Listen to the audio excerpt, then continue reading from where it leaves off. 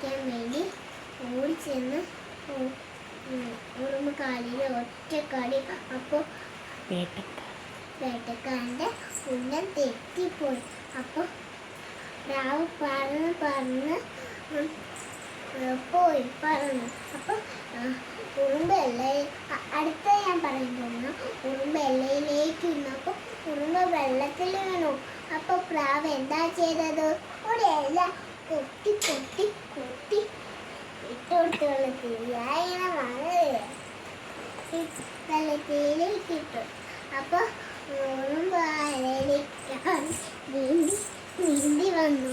അപ്പോൾ ഉറുമ്പും പ്രാവും കൂട്ടുകാരായിരുന്നു.